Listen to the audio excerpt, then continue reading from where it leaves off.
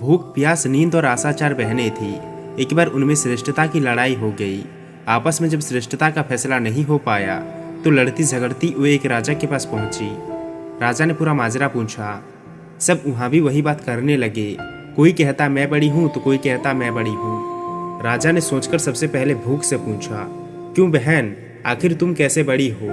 भूख बोली, मैं इसलिए बड़ी हूँ क्योंकि मेरे कारण ही घर में चूल्हा जलता है, 5 पकवान बनते हैं और वे जब मुझे थाल सजा कर देते हैं तब मैं खाती हूँ, नहीं तो मैं क्यों खाऊं? राजा ने अपने कर्मचारियों से कहा कि जाओ राज्य भर में मुनादी करवा दो कि कोई अपने घर में चूल्हा ना जलाए, 5 पकवान ना बनाए, थाल ना सजाए। भूख लगेगी तो भूख कहाँ जाएगी? सारा दिन बीता, आधी रात बीती, भूख को भूख लगी। उसने चारों तरफ खोजा लेकिन भूख को खाने को कुछ नहीं मिला। लाचार होकर वह एक घर में पड़े बासी रोटी के टुकड़े खाने लगी। प्यास ने भूख को बासी रोटी खाते हुए देखा तो दौड़ी दौड़ी राजा के पास पहुंची और बोली, भूख हार गई, उसने बासी टुकड़े खाए हैं, देखिए बड़ी तो मैं हूँ। अब राजा ने पूछा कि तुम कैसे बड़ी हो? प्यास बोली, मैं बड़ी हूँ, मेरे कारण ही लोग कुएं तालाब बनवाते हैं, बढ़िया बर्तनों में भरकर पानी रखते हैं और वे जब मुझे गिलास भर कर देते हैं तब मैं उसे पीती हूँ, नहीं तो मैं क्यों पीऊँ? राजा ने अपने सेवकों से कहा, मुनादी करवा दो कि कोई भी अपने घर में पानी भरकर नहीं रखे, किसी को गिलास भरकर पानी ना दे, कुएं तालाब पर पहरे बिठा दो। प्यास को प्यास लगेगी तो देखे कहाँ जाती है। सारा दिन बीता, आधी रात बीती, प्यास को प्यास लगी। वह यहाँ दौड़ी वहाँ दौड़ी लेकिन पानी की कहीं एक बूंद ना मिली। लाचार होकर वह एक ताल पर झुककर पानी पीने लगी।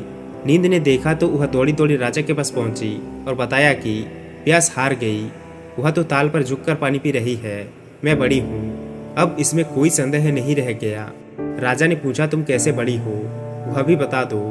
नींद बोली, लोग मेरे लिए पलंग बनवाते हैं, उस पर बिस्तर डलवाते हैं, जब मुझे बिस्तर बिछा कर देते हैं तब मैं सोती हूँ, नहीं तो मैं क्यों सोऊं?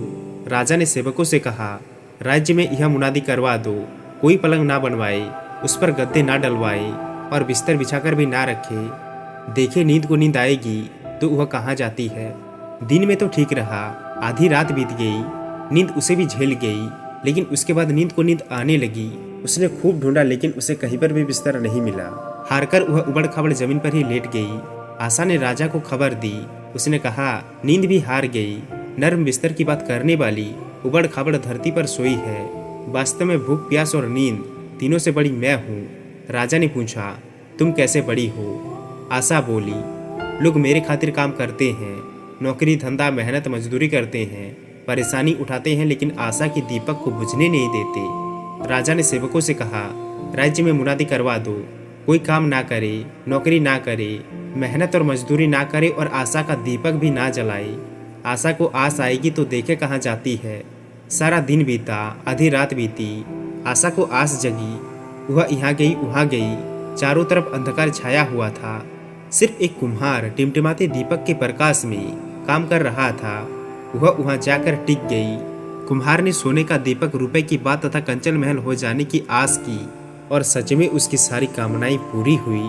कुम्हार ने कहा, जैसी उसकी आशाएं पूरी हुई वैसी सबकी हो। दोस्तों, कामनाओं के दीपक बुझे तो अच्छा, लेकिन आशा का दीपक कभी बुझने नहीं देना चाहिए। हालात कैसे भी हो, यह दीपक ऐसा है जो जीवन को प्रकाशित करने के लिए जूझने का हौसला देता है और फिर नींद, भूख, प्यास सब संगी हो जाती है।